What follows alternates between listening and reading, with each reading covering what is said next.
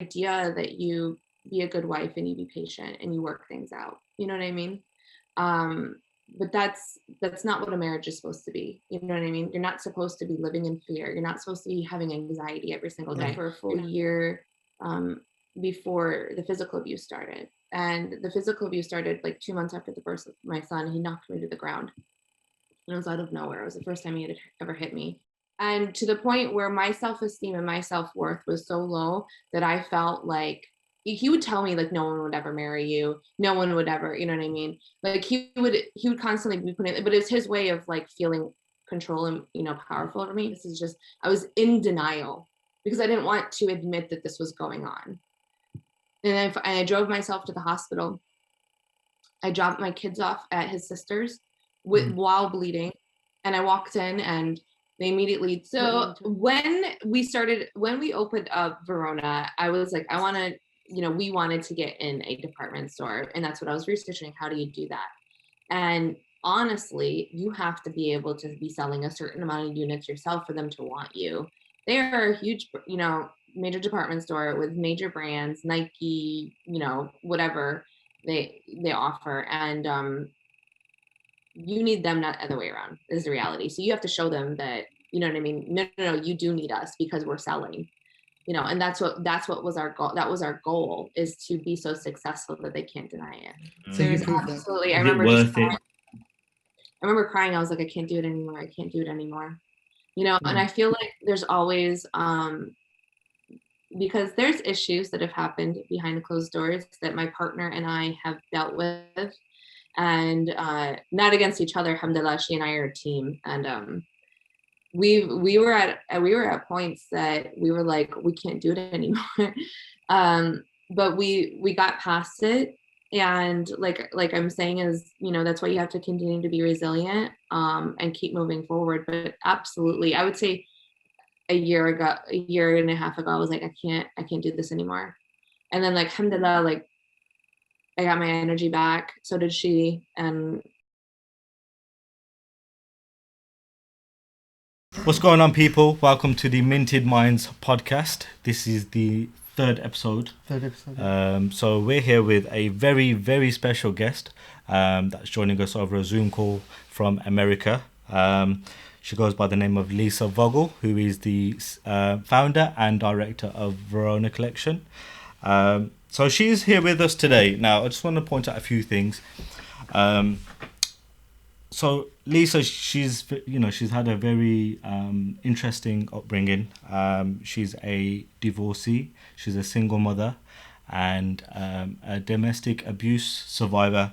Now, the reason why I say these things is because what she's doing today, a lot of the work that she's doing today is due to what she's been through in the past.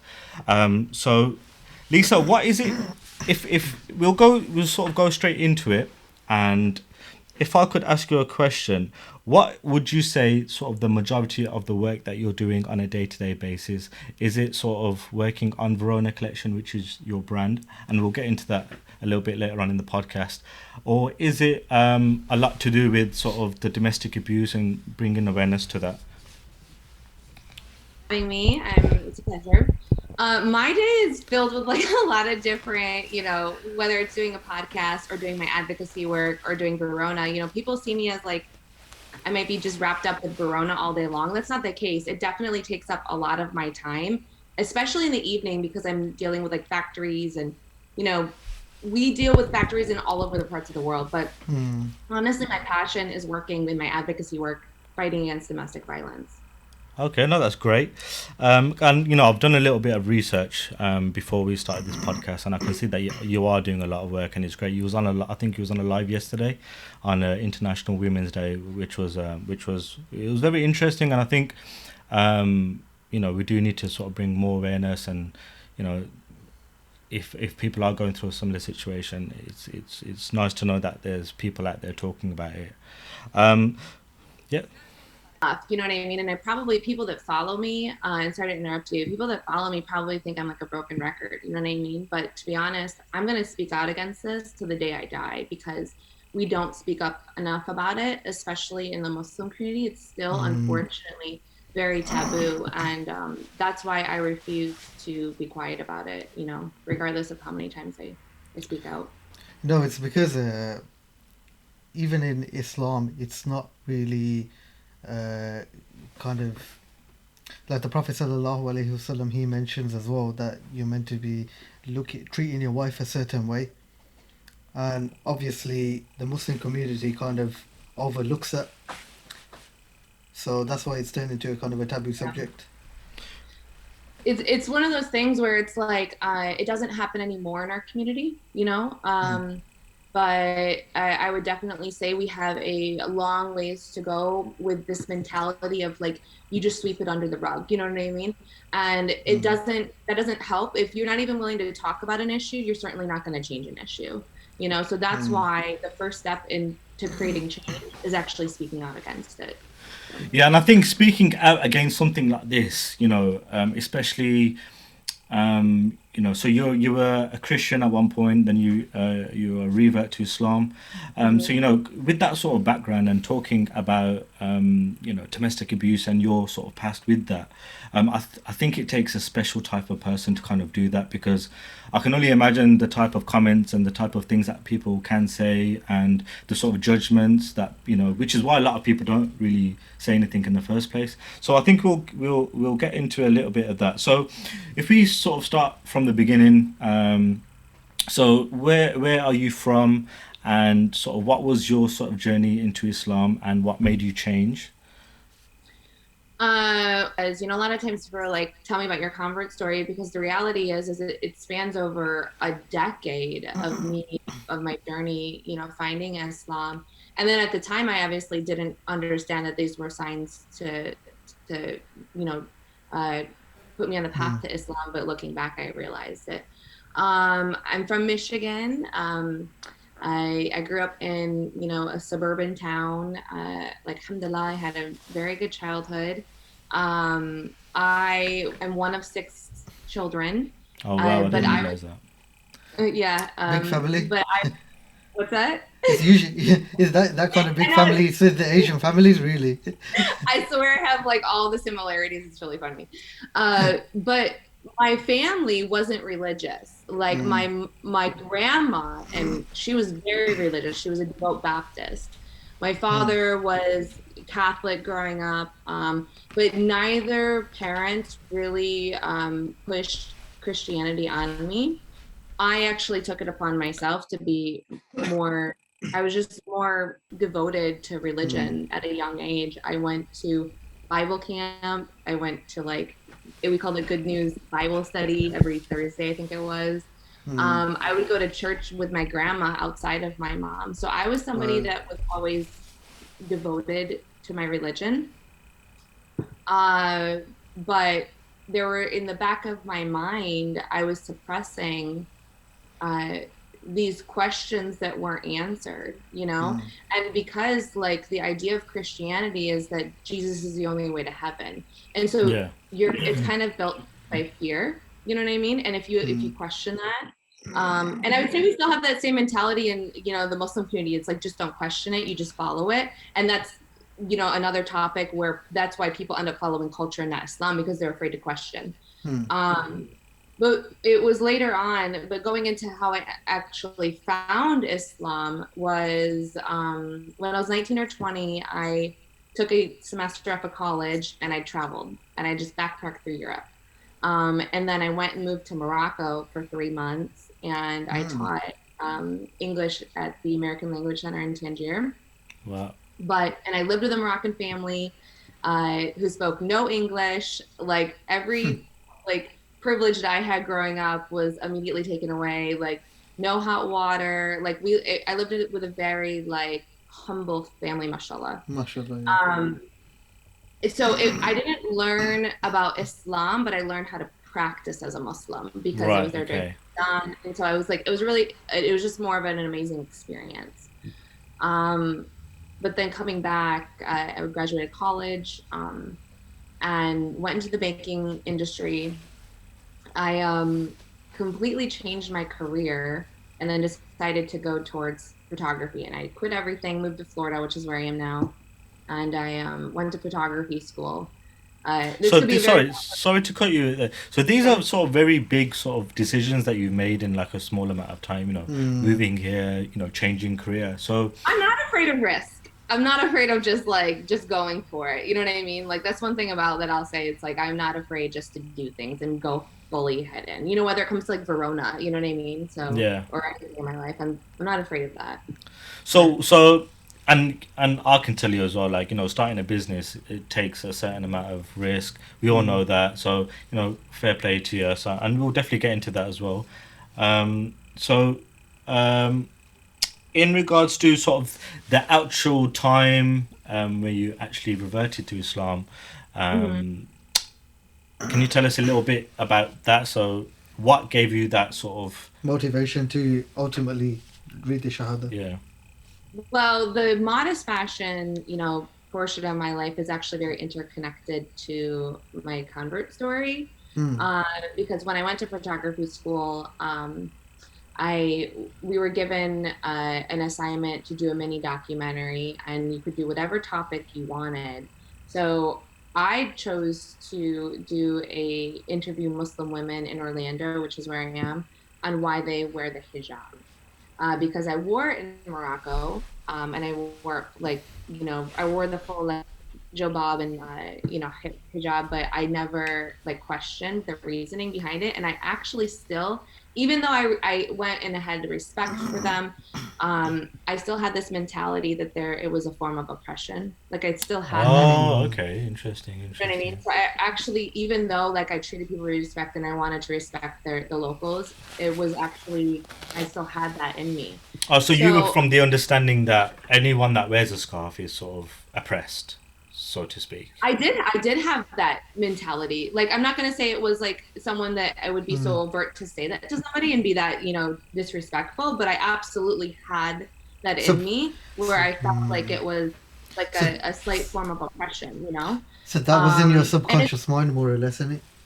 100%. Like because the reality is that we're told these things from a young age, and it kind of affects how you think of and look at the world. And I came from my family, alhamdulillah, is very open-minded and very accepting of everybody. So it's not even necessarily I came from that type of family. I didn't, but I still had that in me. But when I interviewed Muslim women, I was really amazed by the answers. It's where I was a Christian my whole life, and I was going to Bible study, and I didn't even know that hijab was in the Bible. I didn't even know that. And so I kind of a light bulb went off at that moment, and I decided to research Islam myself. And like everything, like I was saying before, I go head in on everything. So that's what happened with me in Islam. I was questioning imams at local masjids. I was watching YouTube videos on Islam. I was asking every question of the book. I read the Quran, obviously in English. And then 9 months later, I decided to take my shahada. I went into the masjid by myself, and I asked a sister there, and I was like, I just want to take my shahada, and then I took my shahada by myself that day. MashaAllah. Yeah, that's actually an amazing story, and sort of listening to you speak, and I think sort of I'm starting to understand sort of the type of person you are regarding, like you said, you're a big risk taker, and I think you're the type of person that if you've set your mind to something and you've done your research, you're not afraid to kind of make those decisions, and it's good because now you're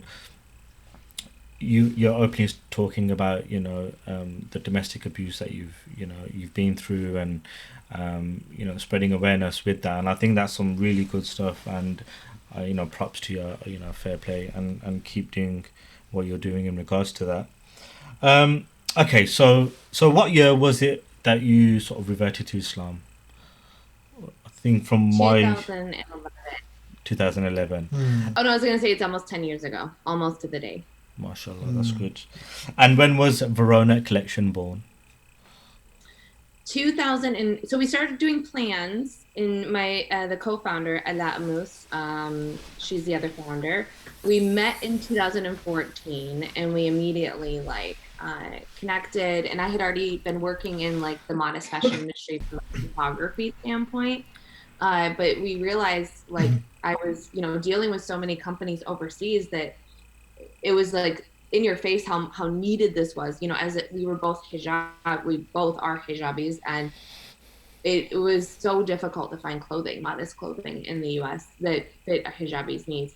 So we came together in 2014 and spent around 9 months of pre-planning the launch, and then launched February 2015. So when you turned to Islam, did you straight away wear the hijab, or was that something gradual? I started wearing the hijab part-time before I took my Shahada. I actually Oh. was like, I knew I was going to like convert, uh, but I wasn't. I wanted to be. I want when I do everything, I want to be, have 100% conviction in whatever I do, and so I wanted to wait for that moment that I felt like, yes, this is 100% what I truly believe. But I knew I was moving that direction, so I wanted to start to like live my life like a Muslim. So I would only wear it part time.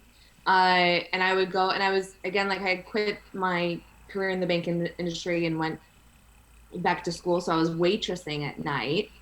So I would take off the hijab, go to my job. And then when I would literally get to the car, I'd put my hijab on.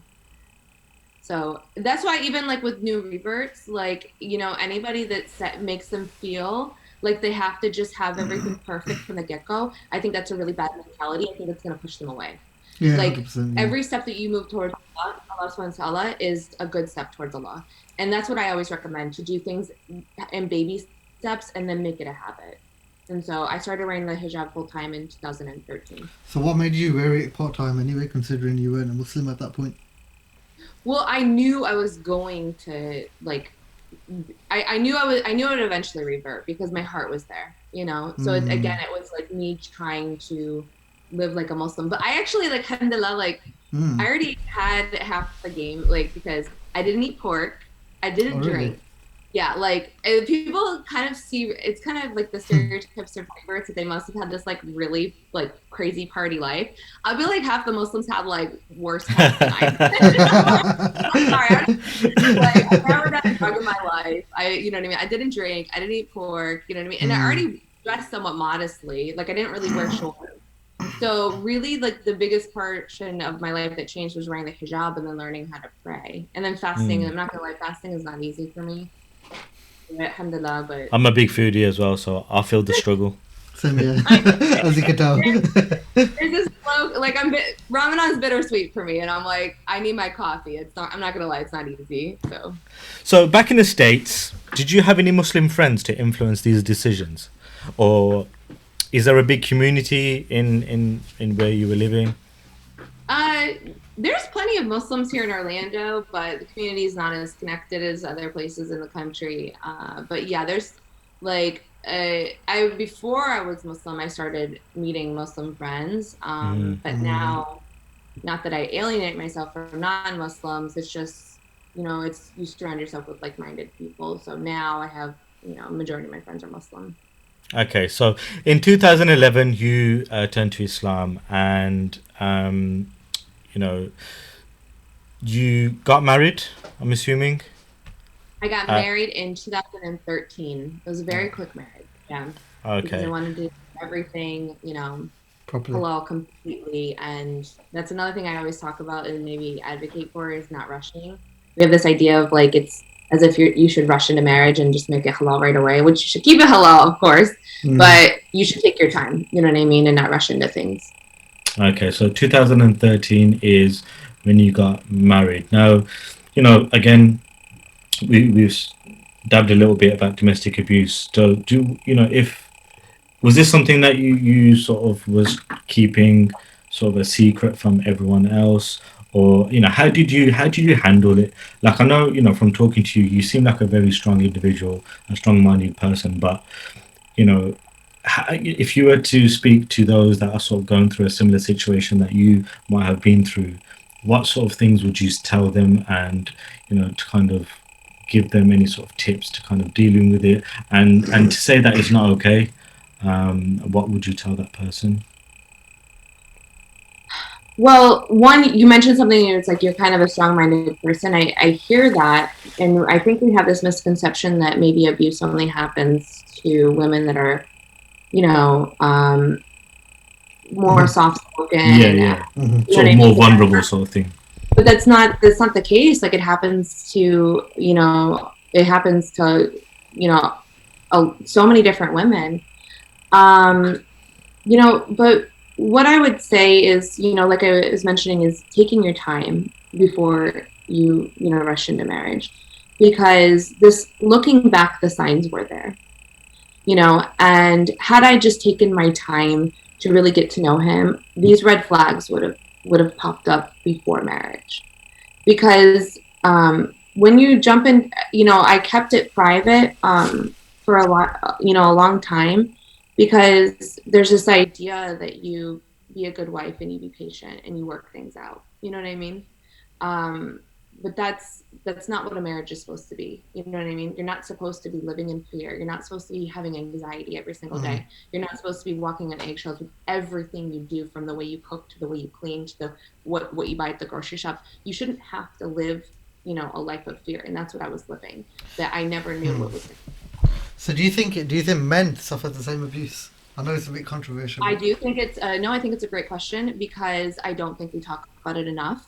mm, Um, because I certainly don't think that men face it, the same amount of abuse physically, you yeah, know, no way. just because there's clearly a strength and, you know, difference, and right. But I do think that there's a lot of men that have been emotionally abused, and we don't talk about that, because men are told to suck it up and, you know, again, keep quiet. So whenever I talk about abuse, you know, it's kind of funny, like Mm, feedback that I get from personal friends. They're like, the way you're viewed online is not how you really are in person. mm, And like they mean it in a sense that I might come off like this man hating woman, and I'm like, why do people think that? Because and then I think about it, it's like that's an issue with their mentality. If they have a problem with me speaking out against abuse, that that's somehow a male versus female issue. It's not. Like we should be speaking on abuse is never okay, whether it's from the male mm. or the female. And emotional abuse is just as damaging, in my opinion, and I can only speak for myself. In my opinion, it's more damaging, because it's like it's those the internal scars that take years to heal from. Because you And see, I know, male suicide is quite big as well.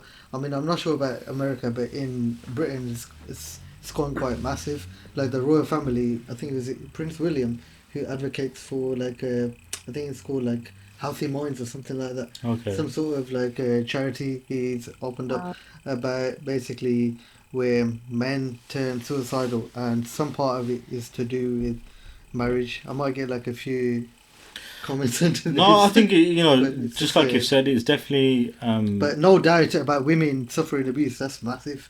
right. I think that's happened for quite a long time, and nobody's really spoken about it, spoken out about it, Right. especially in the Muslim community. So it's I good have some that very close you know. friends that are, you know, brothers that suffered, you know, emotional abuse, and you know, they're scarred and damaged, you know. no, So it's definitely happening. Um, so so you were experiencing these things. You know, you were saying you were anxious all the time. You were treading on eggshells. So when did you say enough was enough? And what gave you the courage to kind of, you know, put your foot down and be like, you know what, I'm not taking this anymore. I deserve better. Hmm. um so the abuse, like, you know, one thing I always like to point out, like, even if you don't ask the question, is like, you know, we always pose the question, why didn't she just leave, you know, if it was so bad. But abuse doesn't work like that. It actually starts very small and then works up over time, and as they are, you know, breaking you down, they they take strength away from you. You know, they want to break you down emotionally, bit by bit by bit, and that's what happened. The emotional abuse was going on, you know, for a full year, um, before the physical abuse started. And the physical abuse started like 2 months after the birth of my son. He knocked me to the ground, and it was out of nowhere. It was the first time he had ever hit me. And he didn't talk to me for a couple days, as if I had like hit him or something, because that was his way of punishing me. And that's a form of emotional abuse. You know what I mean? It's called stonewalling. I've learned all these things afterwards. You know what I mean? But in the moment, you don't really know what's going on. Um, but like the cycle of abuse happens, the abuse happens, Hmm. then the remorseful stage and apologizing, then it's the honeymoon stage. So then he wouldn't buy me anything. The money was so ridiculously cheap, but all of a sudden he bought me like a Vera wedding ring. It was like $5,000 out of nowhere. I wasn't allowed to grab coffee at Starbucks, but I was like, but all of a sudden, boom, a $5,000 ring to apologize. You know what I mean? And money doesn't buy me, like, trust me, that's the last thing I care about. But that's the point of it, is that it was abuse, remorse, apologetic, honeymoon stage, everything's great. And throughout that cycle, you're broken down each time it happens. It breaks you down each time it happens, and they suck you in more and more. And to the point where my self-esteem and my self-worth was so low that I felt like he would tell me like no one would ever marry you, no one would ever, you know what I mean? Like he would constantly be putting, but it's his way of like feeling control and, you know, powerful over me. But the one time when I finally, and this is after I had suffered a miscarriage from him, you know, after I'd been in the hospital, he had gotten into an argument that one night, and the next day he took my computer, and I had just started Verona, took my brand new Mac laptop and smashed it to the ground, and he goes, "May God curse Verona." What the heck? And I just like fell to my knees, just crying my eyes out. I was like, all of my work was like months and months and months of preparation was just like damaged, you know? So why did you do that? And I was just like, this man wants, why? Why did he do that? Was that what you said? No, why did he Where? get up? No, why did he get so agitated towards Verona Collection? Well, anything and everything with, you know, an abuser, it doesn't matter what you do, they're gonna find something. You know what I mean? That's the reality of it. But in my mind, I think he saw me thriving. He saw me building something, you know, that was something of my own.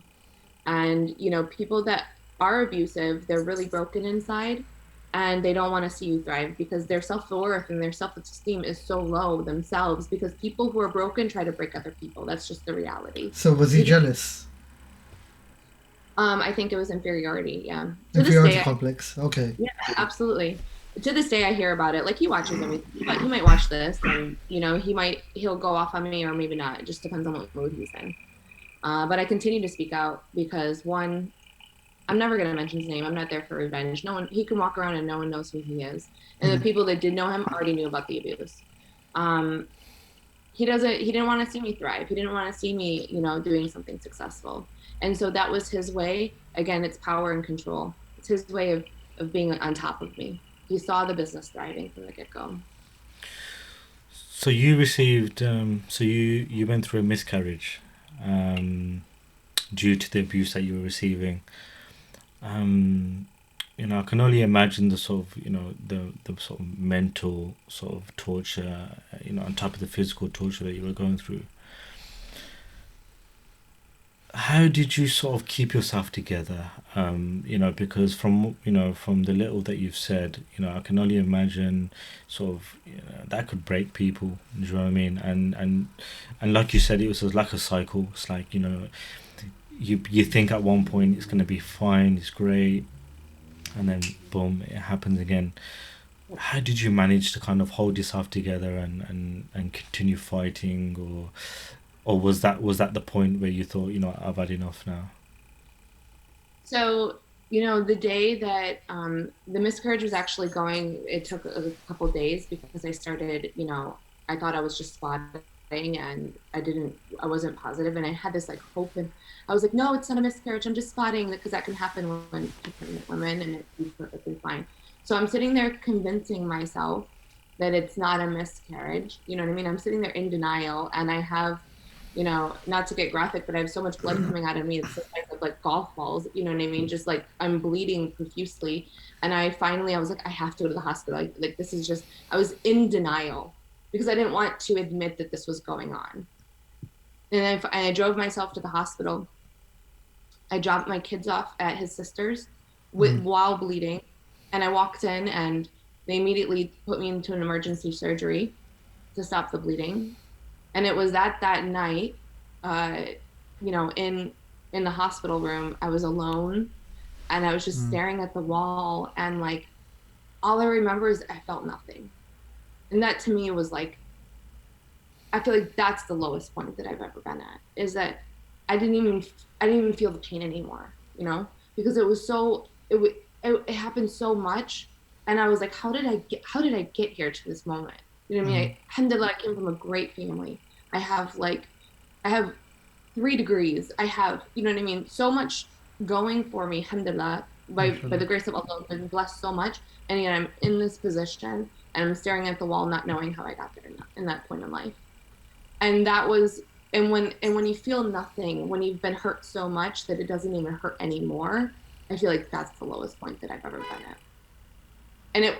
And it actually wasn't even that moment that I decided to leave. It was, when you start to feel the pain again, when you start to realize that this is not the way I'm going to choose to live the rest of my life. Because when a victim's in an abusive marriage, they have to make the decision to leave. No one can force them. Yeah. And so I finally made the decision to leave. So did you speak to your in-laws about this? Yeah. So did anyone know about this situation? Absolutely. So the people that did know was my mother-in-law. She witnessed it several times. He lived with us for a part of it. His sisters knew what was going on. The husbands of the sisters knew what was going on. His cousins, who I actually still have great connections with, I still keep in contact with all of his cousins today. They were really supportive of me, mashallah. They knew about it afterwards. I had kept it from my family because I was so afraid to speak out. But the only other person connected to me besides his family was Ala, my business partner, and her husband, because I would then run and go to their house, with the kids after.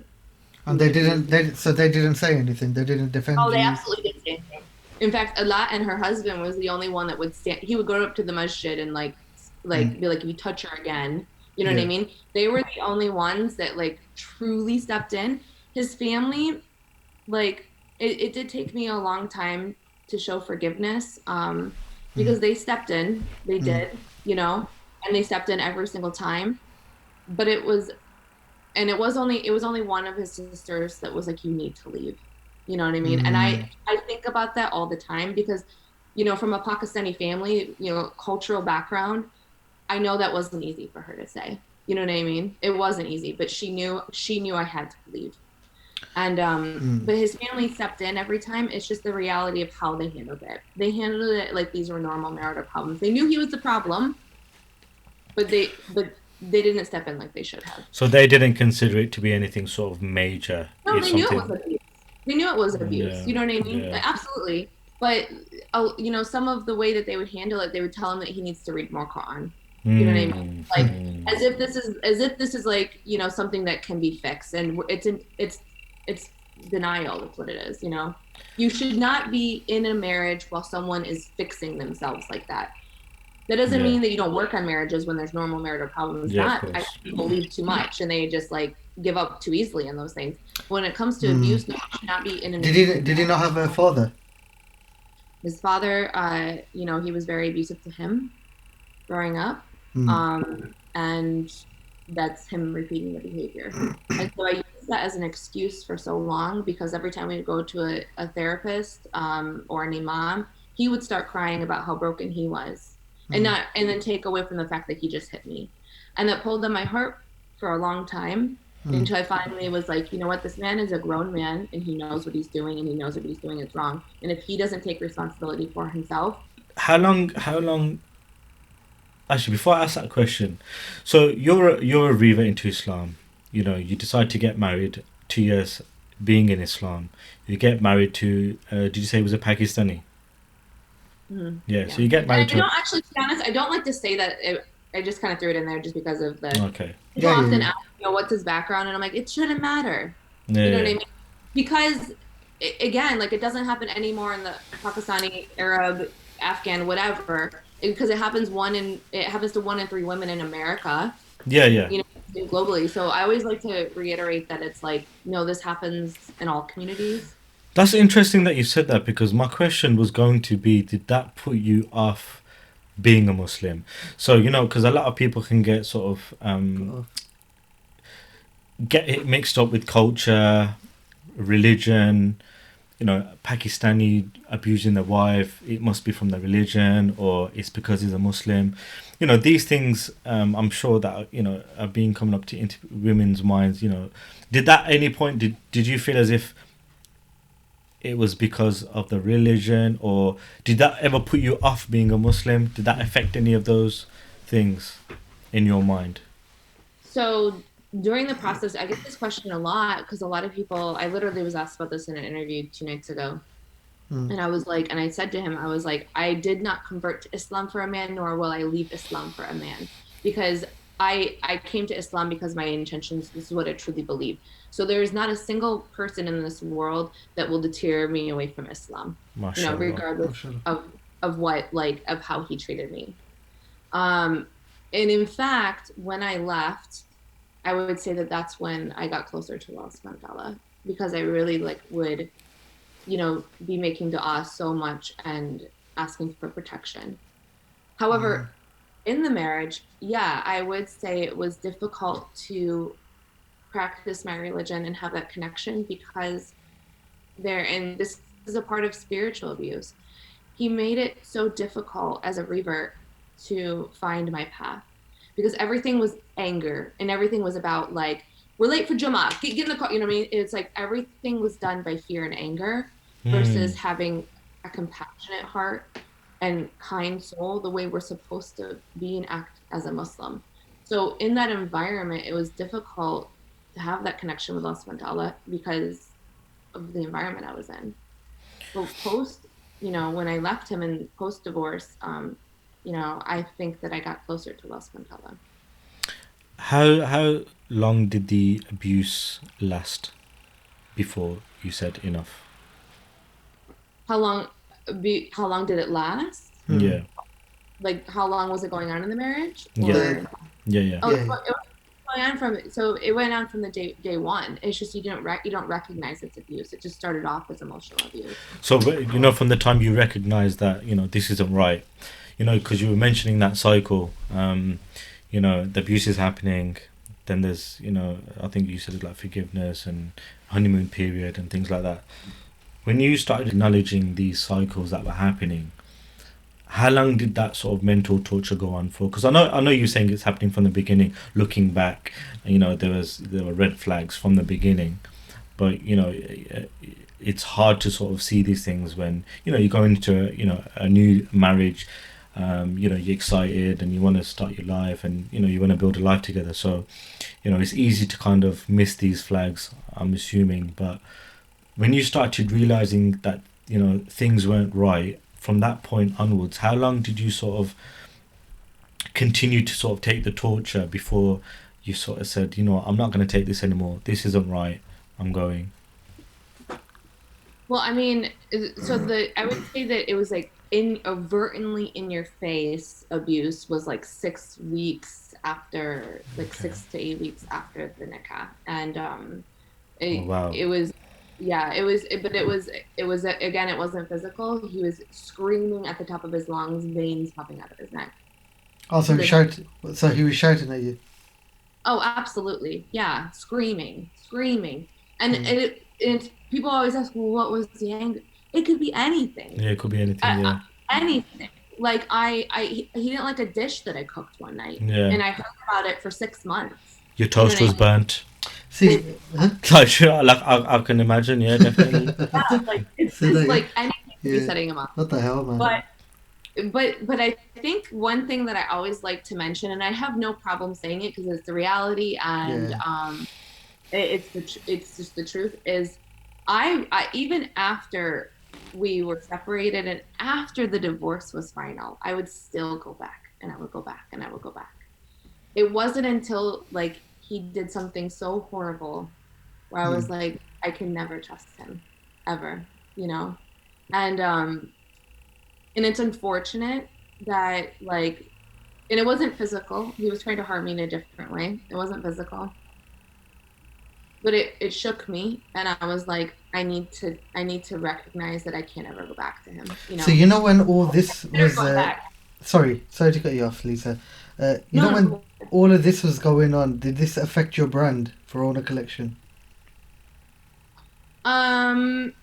honestly, in some way, it fueled me, because like, when I separated and months after I had left, because I went from Texas to Florida. So he was living in Texas and I was living in Florida. And I told him, I was like, I will give you 1 year to change.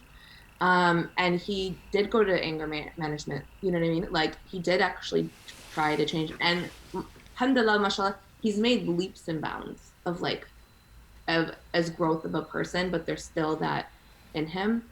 So he actually has worked on himself a lot. Um, but during that time, I was like, I know I'm gonna be a single mom. Like I felt like I had to like give it my all. So I put every ounce of effort into Verona because I was like, this has to succeed. And Because I didn't mashallah, it know how. has. It has. I mean, I've What's seen that? your.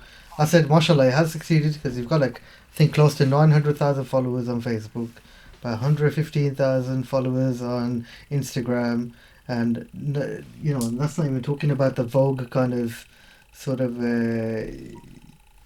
Yeah. magazines that you've kind of So Verona been Collection, in. for those of you that are listening that sort of have, thinking, what is Verona Collection? They were talking about Verona Collection. What is it?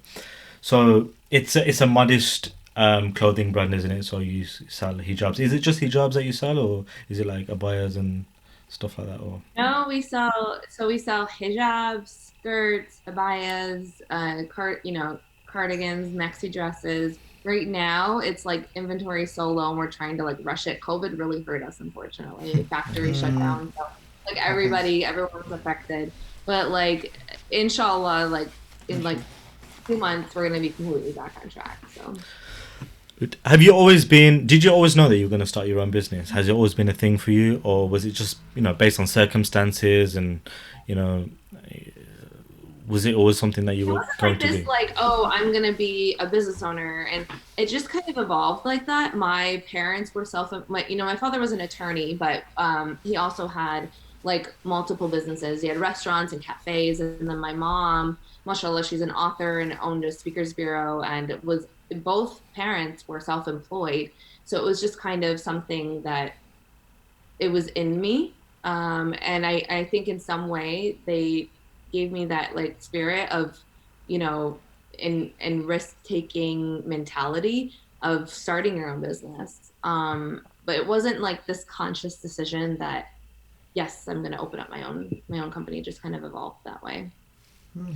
So Okay, I'm no, one of those that's people. It's like one day I'm like, oh, I'm going to go to photography school. Like literally, I'll be on a walk, but then I actually like actually no, don't but I do think that's good because I think a lot of people are like that. people are afraid to try new things. People are afraid to take risks. I think you seem Yeah, quite the opposite. I think you sort of thrive on taking risks, trying different things, yeah. learning new skills. So okay, you know what? If you were talking to someone that's probably in a position where they want to start their own business, but they're sort of held back by fear of the unknown. What if this doesn't happen? Fear of judgment, even down to if they want to start their own YouTube channel, if they want to start their own clothing brand. If there was one piece of advice that you could probably give yourself before you started, or someone that's looking to start, what would that be? Like the top three tips. So one piece of advice that I always give everybody when it comes to business is not you should cannot be afraid to fail. You cannot be afraid to fail, and you have to learn how to fail because you will fail every single day, and those who are successful are the ones that are resilient and the ones that will instead of taking a problem as a means of like a roadblock, you figure out how to go over that roadblock and then Mm, you figure out how to fix it. So that's one piece of advice, probably the biggest piece of advice that I have to give everybody, that it's like it is not a rosy picture running a business. There's a fire to burn out every single day. Like after this, our talk, I'm gonna have to go and take care of some issues. That's the reality of running a business. It's not a rosy picture. Number two, I think people have a mentality where they don't think big enough, and they try to do things in a cheap way, and mm, if they can't divvy up the work, so that's just not going to be successful when you do anything halfway. You have to do it. You have to do everything all out. as good as you can with what the resources you have. And we also have a mentality of wanting to do everything and not divvy up the work. You have to learn to delegate and find people that are good at that resource. I run an e-commerce business, but I don't know the freaking thing about technology. You know what I mean? So it's like getting the people, but I learned as I go where I have to obviously be involved in it, you know, on making a website run better, but I'm not an expert at it. You Yeah, get those that yeah. are, you know, an expert in running, you know, an e-commerce business and making the website so it better conversion rate. If you're not good at X, Y, and Z, you hire somebody, or if you don't have the funds, you barter. You know what I mean? I'll do this for you, you do this for me. You know what I mean? And that's a way to do it. And when you're launching a business, you know, for instance, like I was a photographer, I am a photographer. I offered my services in exchange for promotion. I'm like, you do this and promote, I'll do this for you. You know what I mean? Because you have to learn how to stretch every penny when you're opening up a company, and that's what I did. So yeah, not afraid to fail is like, you know, and being resilient and understanding that it's not going to be a rosy picture. Number two, think big and do everything as high of a quality as you can, and learn to delegate and get the people that are good in that particular area of the business. Would you say these are some of the things that you've learned in your journey? Like, do you have any people around you sort of to give you advice, or were you the type of person just to kind of just head in first and just learn as you go? Because I think a lot of people, they get held back because they don't know. Like, for example, you know, I know so many people that I've spoke about starting their own YouTube channel, for instance, or starting a podcast, and a lot of the things that hold them back is one, I haven't got the equipment. Two, I don't know how to edit videos, and three. Are you talking to me directly? and three, just like you know, I'm scared of sort of judgment. You know, so from your experience, were these some of the things that you sort of went through? Were these some of the things that you thought about when starting at Verona? And if so, like, how did you overcome these things? So one of the things that absolutely, I'm not afraid to go and ask for advice. One thing that I can recognize though, however, and what I would deter people away is because like, and hopefully I don't offend anybody that is watching this, is I can tell that someone who has messaged me asking for help that they haven't done their research. They want this like guidebook on like, it's like as if a guidebook for parenting. There's no guidebook. You know what I mean? Just like there's no guidebook for businesses. You have to learn as you go. And if you're not willing to do the research and hard work, don't go to somebody that's running a successful business and say, help me, if you haven't even done your own work and your own, you know what I mean? Put in the hours yourself. What you do is you put in all the hours you can, and then you ask for advice for the gaps that you can't fill in. Like you research all you can on the equipment. So now you've researched what you can, and you're coming with specific questions. Hey, I researched X, Y, and Z. This is what I'm finding. What's your opinion on it?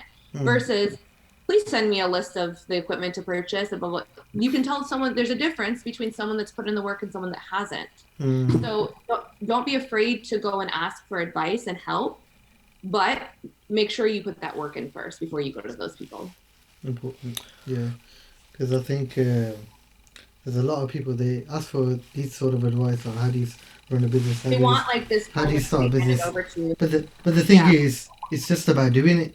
You just do it. Whatever interest you've got in whatever subject you're going to go in, whatever business you're going to go in, it's just about doing it. It's not about, you know, there's no perfect way to start a business. You just go there, do it, and whatever kind of obstacles that are coming in your way, you just overcome them and learn to deal with it.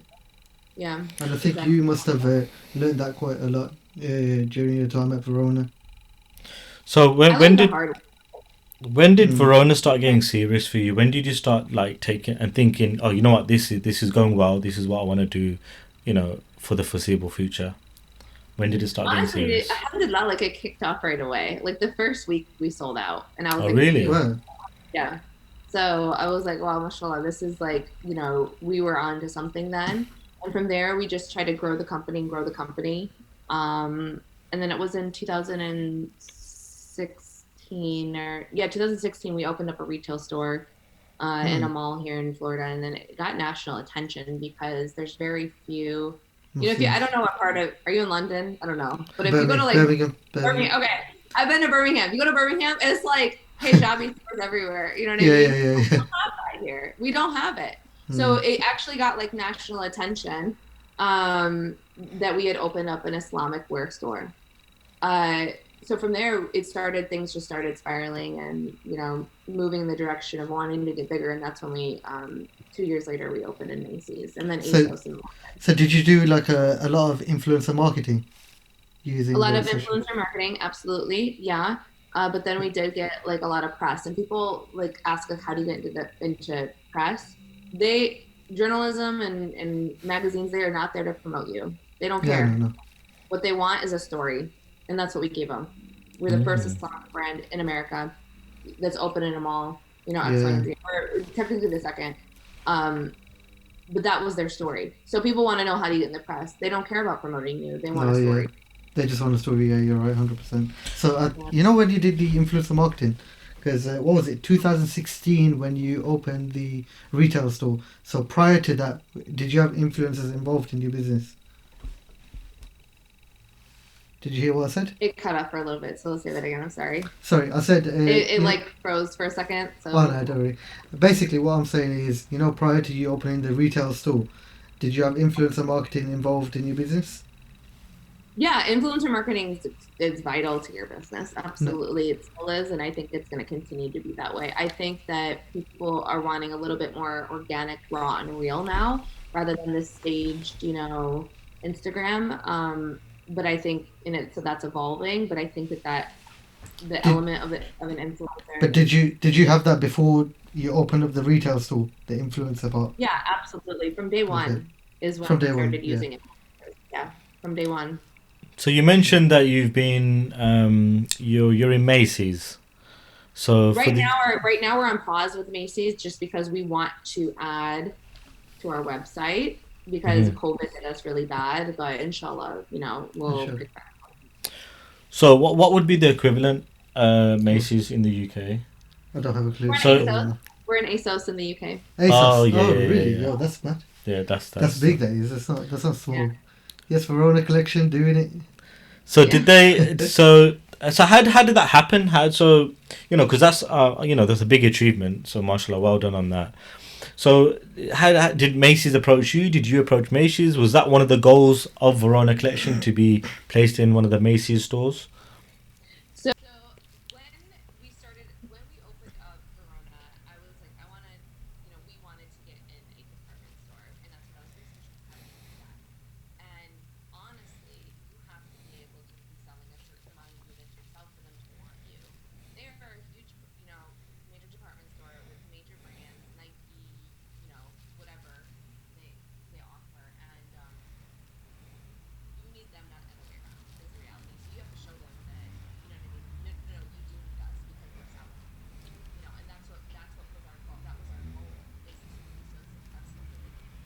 So you proved that through your selling through your website and online and. So we were selling quite a bit, alhamdulillah, and then we applied to the Macy's at work, the workshop at Macy's, and there were a ton of applicants, and only 8 were selected, and alhamdulillah, we were one of them.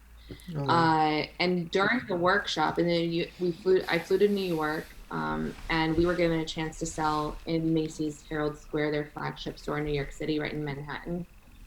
And the CEO of Macy's was there, all the executives, and we, promoted that we were going to be selling our hijabs in Macy's, and hijabis just came out and supported. And like, alhamdulillah, it was insane how much. I'm not allowed to say how much sold, but there was an inventory left. So That was a little humble brag. Cheese.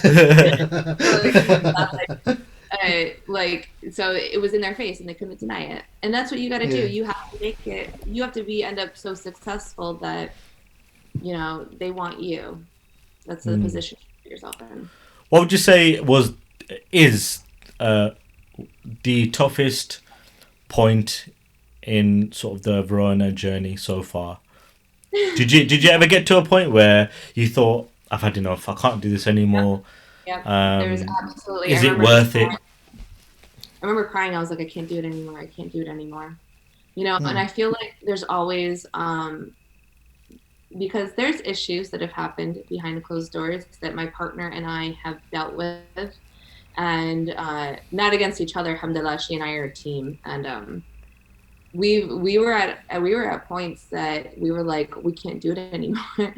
But we got past it, and like I'm saying is, that's why you have to continue to be resilient, and keep moving forward. But absolutely, I would say a year and a half ago, I was like, I can't do this anymore. And then, like, alhamdulillah, like, I got my energy back. So did she. And, inshallah, we're on a path to thriving. So you said a year and a half ago. So was that due to COVID that you wanted to give up? A lot of other issues, which I wish I could, Yeah, don't worry. You don't have to go into that. So, okay, I've got another question for you, which I've forgotten. So, Abdul, lead the way. I've got to come back to it. Okay, so with you're working with a partner, so mashallah. So partnerships, I've been in a partnership myself, and I know how hard it can be. There's definitely pros, and there's also definitely cons. Now, you're running a successful business, mashallah. There's been tough times during COVID and the whole pandemic. A few other problems that you also can't get into, which is not a problem. What makes a good partnership? So because a lot of the times people start a business with their friend, and which is like not a good idea. Yeah, exactly. But then, Not a good idea. We're not doing it. I don't know if you've heard that saying where she said it. We're not doing it. They said, you're not friends with someone until you've had a conversation about starting a business with them. Yeah. Every friend has always mentioned. We've had loads of conversations. We've about to start about 10 different businesses together, but we've never done one of them. we like to have these fantasies about them. Yeah, just thinking about it. So what advice would you give to someone that's potentially looking to start a business, maybe with a partner, and sort of things to kind of... What kind of qualities to look for a partner as well? Having a business partner is legit like having a marriage. Absolutely. I said that in my last podcast. Sorry to cut you off there. I had to say that, yeah? That's literally what I said in the last podcast. I think it was with Imran. I said partnership is literally you're married to them. You're married, yeah. You're literally married to them. That's why we need marriage therapy. That's basically what it is. She and I, it's actually like a marriage. So, to be honest, in a business partnership, you honestly learn where your faults are too. You're like, I need to work on this with myself. I've looked at myself so many times. I'm like, okay, I need to change this about myself. And then I definitely tell her where she needs to change. I think she needs to join us for the next episode. No, I could put her on the phone right now and she'll blast. She'll start cussing you. But she and I, alhamdulillah, mashallah, we're so close that she and I could have a screaming match, and then we'll go out for shopping and coffee right afterwards. It was like if it never happened. That's how close we are. But I think what we've learned to do is, because we're so close, is create that boundaries. If it's in the middle of a work day, I'm like, I don't want to hear about you venting about something. I was like, I'm in the middle of work, keep it work. I actually would tell her that, you know what I mean? And so then she'll call me at night to vent about personal stuff. So it's creating that boundaries, is that we've learned that when it's work, it's work. When it's friendship, and separate the two. That's one. But then it's also, learning to, look at your own faults and where you have to improve and be more patient, or be more, whatever. Again, it's like a marriage when it comes down to... that comes down to a partnership. How do you take constructive criticism? Because I know no one likes no one likes being told you need to do this, you need to do that. But again, it's where she tells me that I need to improve and I want to do X, Y, and Z. It's really, honestly, and I was totally joking. I can take criticism. It's taking your ego out of it. You know what I mean? It's like, do you want to fill your ego, or do you want to be successful? That's the reality. True. No, if I suck at this part of the business, I should not be in charge of this. You know what I mean? And so, and same with her. Sorry to be so blunt, but that's the reality. People need to take your ego out. Do you want to be a winner and successful, or do you want to just fill your ego? So we've divvied up the task that I focus on the areas I'm great at, and she focuses on the area she's good at. And one of the things that we've learned is like, no, if this is your area, I can of course comment and give suggestions, and my opinion should be valid, and vice versa. But if that's the decision you make, learn to respect it and Mm. honor those decisions, and that's how you're gonna move forward and get things done. Yeah, so like you said, it's definitely like a marriage, and I completely agree with you there. And so, therefore, communication, very, very important. Understanding where your skills lie, and I think that's all comes down to self-awareness. Is being able to look back and reflect and think, you know what, maybe I'm not as strong as I thought in finance, for example. I may be good at sales, so I need to focus on sales. So and so is good at finance. Let them sort of take the lead on that. So Yeah. I definitely agree with you on that one there.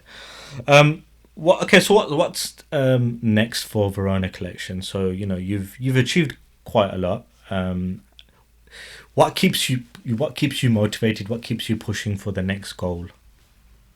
Well, I think like whether it's a business person or in my advocacy work, it's learning to always evolve yourself and like not stay, in the same spot and completely, improving yourself, whether it's business or advocacy, like I said. I have something that's very near and dear to my heart that I'm planning, and it's going to tie in my advocacy against domestic violence and Verona because I was gonna in say that that as well. I was gonna say, are you gonna merge your Verona collection with your advocacy work? Because I yeah, can I imagine that actually happening as well. yeah, I mean it's actually in the works, and I wish I could tell you. And inshallah, if everything goes through, you know what I mean, Inshallah. we'll announce Inshallah. it. But I'll tell you offline. Uh, so that's one of my next goals that I've got going on. But as far as just regular business, it's just getting back on track and releasing the latest hijabs and latest clothing. Because again, like COVID did hit us so hard because factories all around the world shut for Yeah. months and months, and then opened up and then shut again. So that did put, it was very difficult to do anything with the business and grow. But Yeah. So do you guys manufacture it yourself? so we have factories in Turkey and India at the moment. Yeah, Would you would you would you open up like a manufacturing place in America? Let's say. we did at one point, but ironically, the quality wasn't as good. It Hmm. actually wasn't. Was it more So expensive as well? more expensive too. Yeah. Hmm. Doesn't We make did sense. actually produce in the U.S. at one point. Okay, I'm going to give you a sort of a hypothetical situation. If you had to start from scratch, you got zero followers, no one knows who you are, and you still had the ambition to start Verona Collection, so you still had the same vision, the same goals, what would you do today? How would you start today? So Anat and I can answer this question very easily. We would have put in structure and proper contracts in the very beginning. Like even if you like, how do I say this without? So yeah, you have to do everything right from the get go because you will pay for it later if you don't. So and I would say tell someone to delay opening up a business until everything is done completely to a T, as if you were a multi-million dollar business. You have to put that structure in from the get go. So Mm. that's where I would absolutely have changed our, So is that decision. sorry? Is that contracts between you and your partner, or you and Anything and everything. companies? Anything Ev- and everything. Whether it's you're going to manage finances to the T like this, or you're going to do budgeting like this, you're going to do policies and procedures like this, you're going to do contracts like this, you're going to, you know what I mean? Having all of those policies, you're not going to, of course, open and have everything perfect, yeah. but you have to think as if you're operating like a multi-million dollar company Yeah. with all those policies and procedures in place. So that's where I would have changed, like, really open. That's good. That's some really good advice, so thank you for that. Anything else you want to add? I think I just got one last point, and it will be good to sum it up with this as well. Um, so where do you see Verona Collection now? Like in terms of like, do you see? So because considering you've got so many followers and how big you've gotten and the sort of retail stores you've gotten you've got your brands into. What's the next stage in terms of? No, she was saying it in regards to that. No. In terms of getting the brand more recognized, is it other than the merging of the, the domestic sort of stuff? Other than that, It's definitely. I wouldn't say it's. I have this ambition to be in more department stores. That's not my actual goal because I think. My goals from a product standpoint is getting back on track and offering all of the needs for modest fashion and what a hijabi needs. So it's getting back on track there. But again, like my next big thing is being able to merge my advocacy work and Verona because, when we opened Verona, we wanted it to be a means of, women feeling proud and confident of who they are and how they choose to dress. But I want it to go beyond that and know that the things that we care about and the things that we value, it's more than just fashion to us. We care, about making change in the world. And so that's why I'm going to be merging the DV. We're going to be merging the DV with Verona very soon. So it's going to be more of like a humanitarian aspect rather than a profit. Project where it really focused on helping to make change. So. Okay. Where can our audience find you online? So if you want to... Facebook is Verona Collection. Instagram is Verona Collection. No S. Very simple. And then Verona-collection.com is our website. I'm Lisa M. Vogl, Vogl, for my personal. Perfect. Again, thank you very much, Lisa, for your time today. I appreciate it. And on to the next one, peeps.